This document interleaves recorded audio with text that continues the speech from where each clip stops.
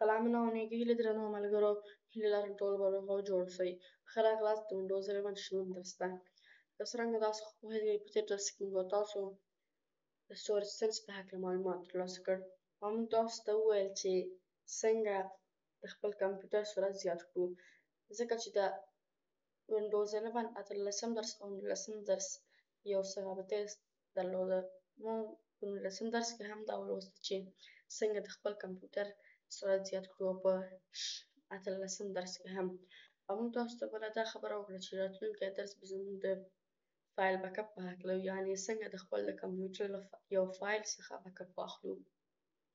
خو موږ نننی درس ځکه د فایل بیک اپ په هکله جوړ نه کړ ځکه چې زموږ په کمپیوټر کې یوازې یو ډرایو دی او موږ نشو کولی چې په خپل کمپیوټر کې فایل بیک اپ واخلو یا هم د یو فایل څخه بیک اپ واخلو. نو موږ به کوښښ وکړو چې په راتلونکو درسونو کې به انشاءالله تاسو ته ویډیوګان جوړ کړو د فایل بیک اپ په هکله، د وینډوز بیک اپ په هکله او هر یو یې په مفصل ډول سره تاسو ته تشریح کړو. راځو خپل درس پیل کوو. لومړی راځو په سټارټ بټن باندې رایټ کلیک کوو او سیټینګ ته. سیټینګ په برخه کې موږ راځو سیستم برخې ته. سیستم په برخه کې مالټي ټاسکینګ. مالټي ټاسکینګ لومړی سنپ وینډوز آپشن دی د مالټي ټاسکینګ په برخه کې. سنپ وینډوز معنا نښلول د یو صفحې یا هم نښلول د یو پیج. که چیرې موږ راشو په خپل د کمپیوټر کرسر په مګزیمایز بټن باندې راوړو، ګورئ موږ ته دغه یو لیاوټ ښکاره کیږي. او که چیرې موږ راشو سنپ وینډوز آپشن غیر فعال کړو، څو ګورئ هغه لیاوټ موږ ته هېڅ نه ښکاري. ولې؟ ځکه چې موږ سنپ وینډوز آپشن غیر فعال کړی دی. یا هم که چیرې موږ راشو خپل د کمپیوټر په سکرین باندې چې کوم صفحه خلاص کړې هغه پورته طرف ته کش کړو، ګورئ هغه لیاوټ موږ ته بیا خلاصیږي. اوس که چیرې راشو سنپ وینډوز آپشن غیر فعال کړو، اوس که چیرې دوباره راشو خپل د کمپیوټر د سکرین پر مخ باندې مو چې کوم صفحه یا هم کوم پیج مو چې خلاص کړی هغه پورته طرف ته کش کړو، هغه لیاوټ موږ ته هېڅ نه ښکاري. ولې؟ ځکه چې موږ سنپ وینډوز آپشن غیر فعال کړی دی. او که چیرې دوباره راشو سنپ وینډوز آپشن فعال کړو او خپل د کمپیوټر هغه کوم صفحه مو چې ورباندې سکرین پر مخ باندې چې خلاص کړی هغه پورته طرف ته کش کړو یا هم ډرګ یې کړو پورته طرف ته، نو هغه لیاوټ به موږ ته دوباره ښکاره شي. اوس هم راځو د سنپ وینډوز په برخه کې موږ سره 5 نور آپشنونه دي. لومړی when I snap a window suggest what I can snap next to it. یعنې که چیرې موږ راځو یو وینډو سنپ کوو، مثلا راځو خپل د کمپیوټر د سکرین پر مخ چې سیټینګ صفحه یا هم وینډو خلاصه کړې هغه راشو مثلا دې ته راوړو، وګورئ مستقیما موږ ته یو بل صفحه خلاصه شوه چې موږ ته دا پیشنهاد کمپیوټر راکوي چې تاسو غواړئ بل کوم صفحه پې سنپ کړئ. مثلا غواړئ OBS سټوډیو سنپ کړئ. که چیرې موږ په خپل کمپیوټر کې نور اپلیکیشنونه یا هم نور صفحې خلاص کړي وي هغوی هم موږ ته دلته راځي. مثلا که چیرې موږ راشو فایل ایکسپلورر خلاص کړو، کله چې موږ فایل ایکسپلورر خلاص کړو او راشو مثلا دوباره خپل د کمپیوټر د سکرین پر مخ چې کوم صفحه خلاص کړې او مثلا سیټینګ مو اوس خلاص کړې هغه راوړو مثلا سنپ، ګورئ موږ ته نور پیشنهاد هم راکوي چې تاسو غواړئ فایل ایکسپلورر سنپ کړئ د کمپیوټر ښي طرف ته یا هم OBS سټوډیو. نو هر یو چې زموږ خوښه وي هغه موږ سنپ کولی شو. نو دا د سنپ وینډوز په برخه کې لومړی آپشن. اوس هم راځو دویم آپشن ته. او که چیرې موږ راشو دا آپشن غیر فعال کړو، اوس که چیرې راشو مثلا خپل د کمپیوټر د سکرین پر مخ چې د سیټینګ صفحه خلاص کړې ګورئ هغه موږ سنپ کړ، خو دلته موږ ته بل پیشنهاد یې را نه کړ چې تاسو غواړئ بل کوم صفحه سنپ کړئ د سیټینګ خوا سره یا هم د سکرین ښي طرف ته. ولې؟ ځکه چې موږ دا آپشن غیر فعال کړی دی. که چیرې دا آپشن فعال کړو دوباره او راشو دې څخه مثلا بیرته یې سنپ کړو، ګورئ بیا یې موږ ته اجازه راکړه چې تاسو غواړئ بل کوم اپلیکیشن یا هم وینډو سنپ کړئ. نو دا د سنپ وینډوز په برخه کې لومړی آپشن. اوس هم راځو دویم آپشن ته چې show snap layouts when I hover over a Windows maximize button. ګورئ که چیرې موږ راشو هماغه پخوانۍ خبره ده چې د سنپ وینډوز په برخه کې مو هم ولوستل. که چیرې موږ د خپل کمپیوټر کرسر په ماکسیمایز بټن باندې راوړو نو ګورئ موږ ته دغه لیاوټ خلاصیږي. که چیرې موږ دا آپشن غیر فعال کړو اوس که چیرې راشو ګورئ هغه لیاوټ موږ ته هېڅ نه ښکاره کیږي. او بل که چیرې موږ راشو خپل کمپیوټر پورته طرف ته کش کړو ګورئ دلته هم موږ ته هغه لیاوټ ښکاره کیږي.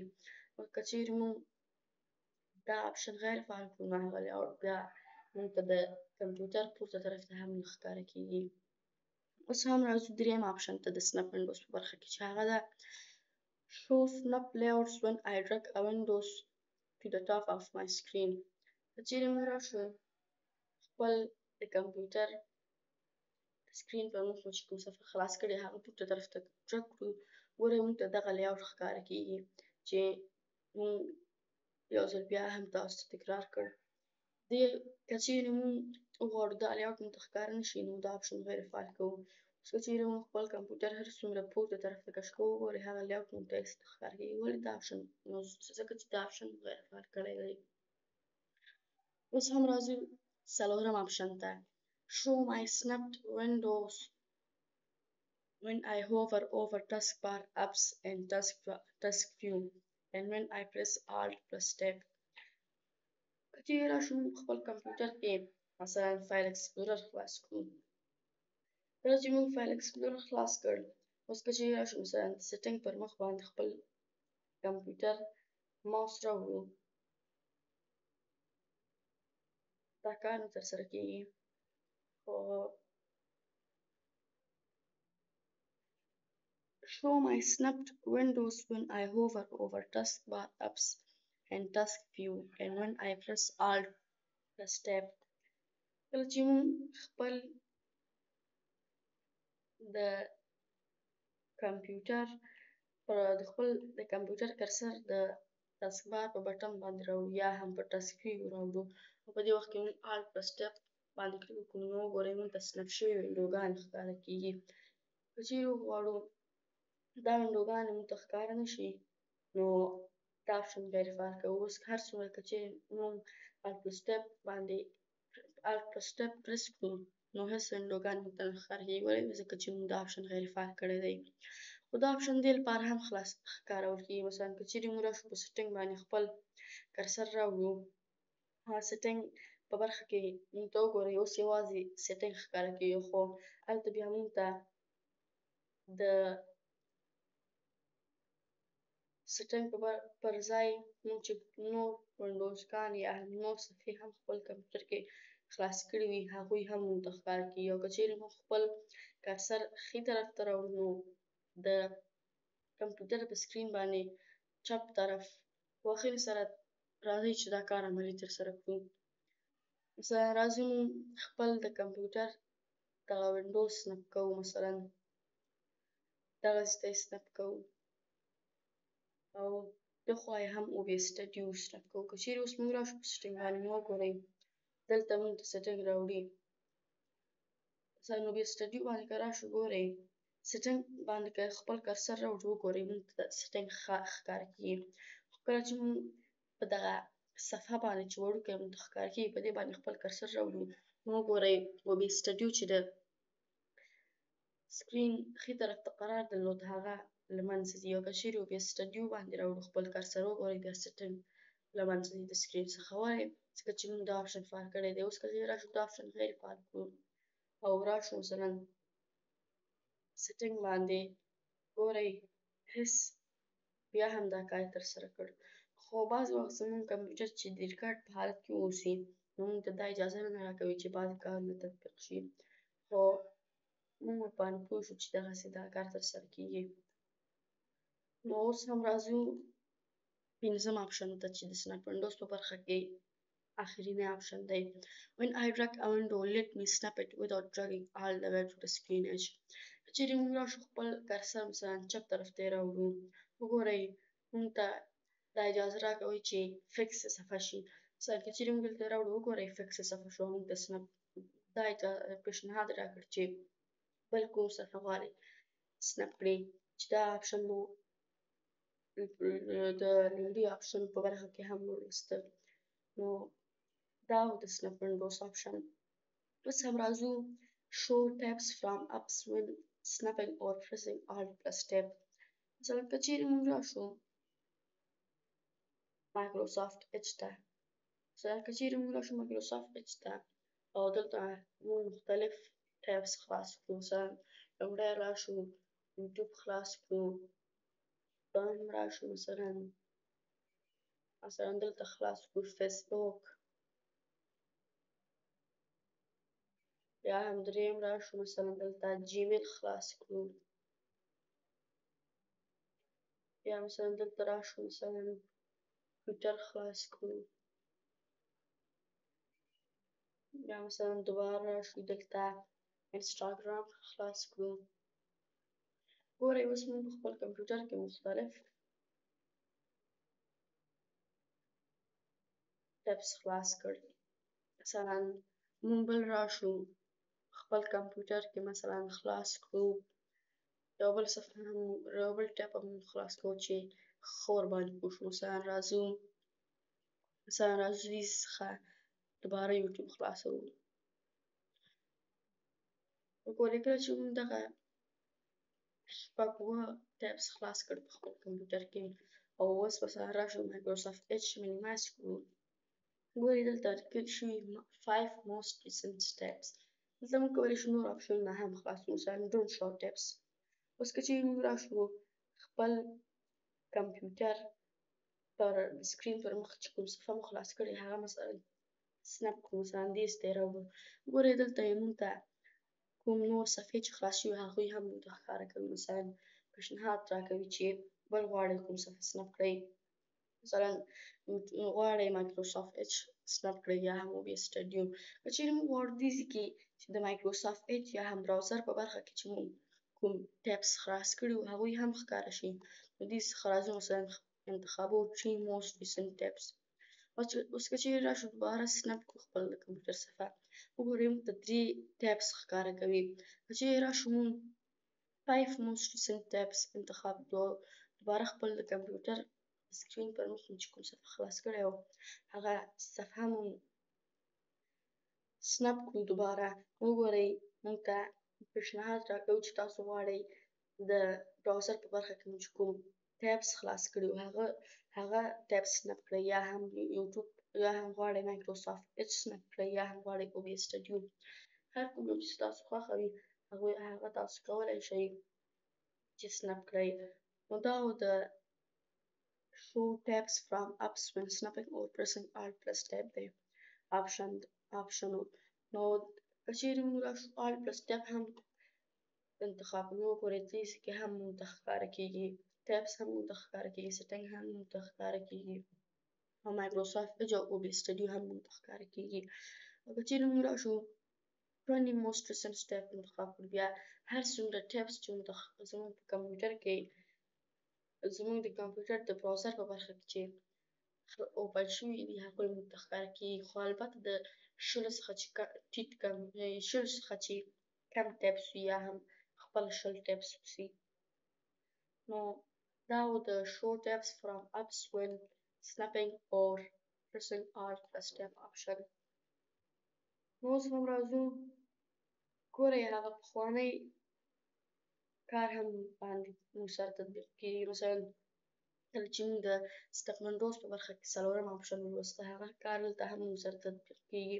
که چیرې موږ راشو ښي طرف ته یې راوړو، نو وګورئ د کمپیوټر د سکرین پر مخ باندې چې چپ طرف ته کوم صفحه یا هم پیج سنپ شوی وي هغه ورکیږي یا هم هایډ کیږي. او که چیرې ښي طرف ته یې راوړو مثلا راشو سیټینګ باندې او که چیرې ښي طرف ته یې راوړو ګورئ د کمپیوټر ښي طرف ته چې کوم صفحه سنپ شوی وي هغه له منځه ځي. نو دا و د show tabs from apps and show tabs from apps when snapping or pressing alt plus tab option. اوس هم راځو ډیسکټاپ آپشن ته. د ډیسکټاپ په برخه کې موږ دوه آپشنونه لرو یوازې، چې په دواړو آپشنونو کې هیڅ کوم تفاوت نه درکوي، البته که کوم ذره تفاوت واوسي پکې. د دې لپاره چې د ډیسکټاپ په آپشن باندې ښه پوه شو، نو موږ راځو ټاسک ویو ته او یو نوی ډیسکټاپ اخلو. د نوي ډیسکټاپ لپاره موږ راځو یو بکګراوند یا هم یو والپیپر انتخابوو. موږ کولی شو چې د ټوله ورڅخه بکګراوند یا والپیپر خلاص کړو په خپل دویم ډیسکټاپ کې. لومړی دا لاره ده چې راشو سټارټ مینو باندې رایټ کلیک وکړو، سیټینګ ته لاړ شو او د سیټینګ په برخه کې مثلا راشو پرسونالایزیشن ته، د پرسونالایزیشن په برخه کې بکګراوند ته او دلته ورته یو بل صفحه خلاص کړو. یا هم دا لاره ده چې راشو ورباندې رایټ کلیک وکړو او چوز بکګراوند ووایو. کله چې موږ چوز بکګراوند وویل نو وګورئ خپله موږ د بکګراوند یا هم د والپیپر د بدلولو ځای ته موږ راوړو. مثلا راځو دغه والپیپر ورته انتخابوو. اوس که چیرې دا راشو کلوز کړو نو خپل د کمپیوټر لومړۍ صفحې ته راشو، ګورئ دلته موږ سره یو والپیپر شتون لري او په دویم ډیسکټاپ کې موږ سره بل والپیپر شتون لري. او که چیرې موږ پام وکړو وګورئ په دویم ډیسکټاپ کې هیڅ کوم اپلیکیشن نه دی خلاص شوی. ولې؟ ځکه چې موږ په خپل کمپیوټر کې د لومړي ډیسکټاپ کې د سیټینګ په برخه کې د سیستم په برخه کې د مالټي ټاسکینګ په ځای کې موږ د خپل کمپیوټر لپاره د ډیسکټاپ په برخه کې کوم آپشن انتخاب کړی دی؟ only on the desktop I am using. اوس که چیرې موږ راشو د only on the desktop I am using په ځای on all desktops انتخاب کړو. اوس راشو دویم ډیسکټاپ ته نو ګورئ په دویم ډیسکټاپ کې هم موږ ته هغه کوم سکرینز یا هم هغه کوم وینډوز یا هم پیج چې خلاص شوي هغوی په دویم ډیسکټاپ کې هم خلاص شو. اوس که چیرې راشو مثلا دویم ډیسکټاپ کې فایل اکسپلورر خلاص کړو. که چې موږ په دویم ډیسکټاپ کې فایل اکسپلورر خلاص کړ نو که چیرې اوس راشو لومړي ډیسکټاپ ته، تاسو فکر کوئ چې په لومړي ډیسکټاپ کې به هم فایل اکسپلورر خلاص شوی وي. او ولې؟ ځکه چې موږ on all desktops انتخاب کړ. اوس که چیرې موږ راشو فایل اکسپلورر باندې کلیک وکړو نو موږ به راسن ځو خپل د کمپیوټر لومړي ډیسکټاپ ته. ولې؟ ځکه چې فایل اکسپلورر د دویم ډیسکټاپ په برخه کې اوپن شوی دی. ګورئ اوس که چیرې موږ راشو منیمایز کړو فایل اکسپلورر پیج وګورئ موږ یې دویم ډیسکټاپ په برخه کې قرار یا هم ویوړلو. نو دا د on all د سیټینګ په برخه کې د ډیسکټاپس آپشن په برخه کې د ټاسک بار شو all the open windows. نو دا آپشن موږ ولوستو. اوس هم راځو دویم آپشن ته show all open windows when I press alt plus tab. ګورئ په دې ځای کې هم موږ ته only on the desktop I am using انتخاب شوی دی. که چیرې موږ on all desktops انتخاب کړو، اوس که چیرې موږ alt plus tab انتخاب کړو نو ګورئ موږ ته صنف شوي وینډوز ګانې ښکاره کوي. که چیرې راشو دویم ډیسکټاپ ته لومړي ډیسکټاپ ته نو وګورئ موږ په لومړي ډیسکټاپ کې موږ اوس په خپل د کمپیوټر په لومړي ډیسکټاپ کې قرار لرو. بل موږ ته د آپشن په دې آپشن کې هم ویلي دي show all open windows when I press alt plus tab. یعنې کله چې موږ alt plus tab پریس کوو نو موږ ته څومره وینډوز چې خلاص شوي دي هغوی موږ ته ښکاره کړي. که چیرې موږ راشو only on the desktop I am using انتخاب کړو دویم ډیسکټاپ ته راشو، دلته چې موږ alt plus tab باندې پریس وکړو نو وګورئ یوازې فایل اکسپلورر موږ ته ښکاره کېږي. ولې؟ ځکه چې موږ یوازې فایل اکسپلورر خلاص کړی دی. که چیرې موږ راشو لومړي ډیسکټاپ ته او په دې ځای کې alt plus tab باندې کلیک وکړو نو وګورئ دلته موږ ته سیټینګ هم ښیي OBS سټوډیو هم ښیي. ولې؟ ځکه چې موږ په خپل لومړي ډیسکټاپ کې یوازې سیټینګ OBS سټوډیو اوپن کړی و. نو دا د show all apps show all open windows when I press alt plus tab option. بس هم راځو څلورم آپشن ته د مالټي ټاسکینګ په برخه کې چې هغه د ټایټل بار وینډوز شک آپشن دی. مثلا که چیرې موږ راشو خپل د کمپیوټر سیټینګ صفحه یا هم پیج منیمایز کړو. اوس که چیرې راشو فایل اکسپلورر خلاص کړو، مایکروسافټ ایډج خلاص کړو، فیسبوک خلاص کړو، نو وګورئ دا ټول موږ سره ډېر وخت نیسي چې موږ یو راشو دې څخه ورباندې کلیک وکړو، بیا راشو منیمایز کړو، یا هم دوباره راشو دې څخه ورباندې کلیک وکړو او منیمایز کړو، بیا راشو منیمایز کړو. دا موږ سره ډېر وخت نیسي. نو دې لپاره چې موږ خپل وخت ضایع نه کړو او خپل وخت مصرف نه کړو او خپل وخت موږ راجمع کړو او خپل وخت بې ځایه مصرف نه کړو، نو موږ د ټایټل بار شک آپشن څخه ټایټل بار وینډوز شک آپشن څخه استفاده کوو. مثلا که چیرې موږ راشو